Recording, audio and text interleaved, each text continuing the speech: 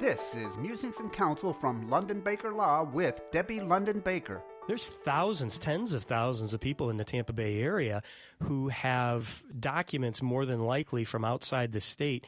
Can those be executed, or they can be executed and there may be problems? Is it best to have local Florida documents in these cases? I recommend, if you've moved here and your driver's license is now Florida, or that you do Florida documents, if documents from another state have been executed, completed in a way that is compliant, matches whatever Florida demands, they're valid. The challenge is running into somebody that you want to have acknowledge it, and they don't recognize the document. So you hold things up. I mean, I've taken to sell, because I have people who struggled using powers of attorney, go run them by the legal department of your bank and be sure they'll accept it.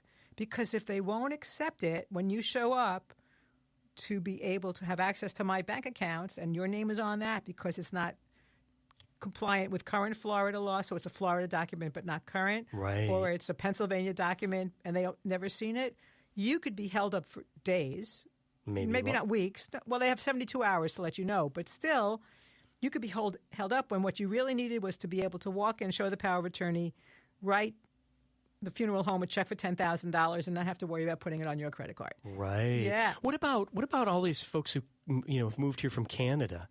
Are there different? I imagine their laws are different in Canada as well as they are. Yes. And what I've learned is if Canada, people who come down for the winter, even snowbirds, if you're going to be in Florida for a good bit of the year, you are best served getting a Florida healthcare surrogate and power of attorney, again. Even in addition to what you may have back in Canada. In addition to what you have up there.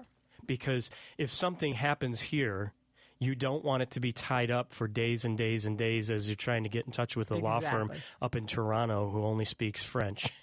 Well, whatever, or Quebec, more likely. Quebec, yeah, right. But exactly. So I recommend, because I do some work out in Lakeland in a community that's 55 plus where there are snowbirds. I said, I would recommend, if you're coming consistently every year for just under whatever leaves you, have local documentation. Have the Florida documentation. Yeah, especially because it is. I mean, there's so much that goes into the why of having a local professional working with you versus, look, I have a bank account in another state because I lived in that state and I have an affinity towards that particular university's credit union. Right.